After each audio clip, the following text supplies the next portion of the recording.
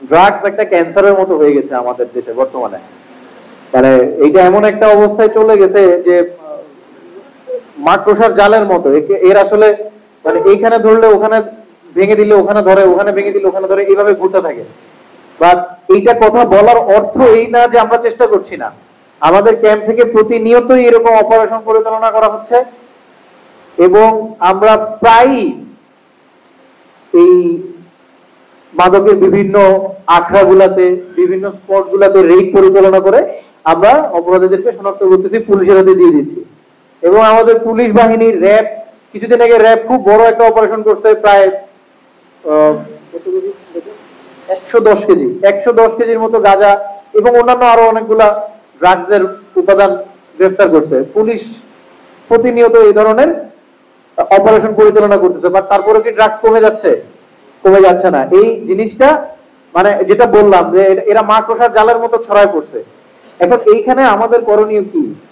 আইন শৃঙ্খলা রক্ষাকারী বাহিনী কি করবে? আইন শৃঙ্খলা রক্ষাকারী বাহিনী যা ইনফরমেশন নিবে যে ঠিক আছে ওইখানে চালান আসতেছে, এদেরকে গ্রেফতার করলাম, আমি গ্রেফতার করলাম। ফর এক্সাম্পল, আমি গ্রেফতার করলে এই যে র্যাব কিছুদিন আগে 110 কেজি ধরলো, কমে গেছে গাঁজা আসা? গাঁজা আসা কিন্তু কমে যায় নাই। এটা প্রাইম একদম বেসিক স্কুলটা হচ্ছে ফ্যামিলি এবং আমাদের কমিউনিটি। এই কমিউনিটি থেকে আমাদের যে ইয়াং জেনারেশন আছে ওদেরকে এই শিক্ষাটা দিতে হবে যে তোমরা যে কাজটা করতেছো দিস ইজ নট গুড। এই জিনিসটা ওদেরকে দিতে হবে। আমাদের কমিউনিটির ভিতরে এই প্র্যাকটিসটা করে তুলতে হবে। এখন আমি যেটা বললাম, ওই যে আমি হয়তো ধরে পুলিশকে দিব, পুলিশ হয়তো কোর্টে চালান করবে, দেখা যাবে সে 6 মাস জেলে ছিল, 6 মাস পরে কিন্তু সে বেড়ে যাবে। ও তো ফাঁসি পাওয়ার মতো অপরাধ করে নাই, করছে কি যে গাঁজা বিক্রি করলে ফাঁসি হবে? এরকম তো না। আপনারাই বুঝেন, মানে ও ওর এক্সপার্টিজই একটা জায়গায় যে ও গাঁজা বিক্রি করতে পারে, ওর তো পেট চালাইতে হবে।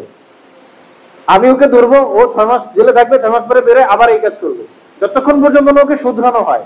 কারণ ও যে কমিউনিটিতে বিলং করে সেই কমিউনিটি যদি ওকে না শুধরায়, ও তো শুধরাবে না। এবং আমরা আমাদের কমিউনিটি গুলাকে, যারা ইয়াং জেনারেশন আছে তাদেরকে, আপনাদের জন্য আরো সহজ, আপনারা ধর্মীয় উপাসনালয়ের লোকজন, আপনাদের কাছে লোকজন পূজা দিতে আসে, তখন আপনাদের যারা পুরোহিতরা যারা আছেন তাদের মাধ্যমে এই মেসেজটা পাস করা আরো সহজ। মানে সমাজ যতই উন্নত হোক, আমরা ধর্মীয় অনুশাসনের বাইরে কিন্তু এখনো পর্যন্ত বাংলাদেশের মানুষজন যাই না, যাই কি? যতই আমরা হই, উন্নত হই, আমরা প্রত্যেকটা ধর্মের অনুশাসন গুলো মেনে চলার চেষ্টা করি, তাই না? আপনারা আপনাদের তরফ থেকে যদি এই মেসেজ গুলো দেন, আমার মনে হয় এটা আরো বেশি কার্যকরী হবে। আমি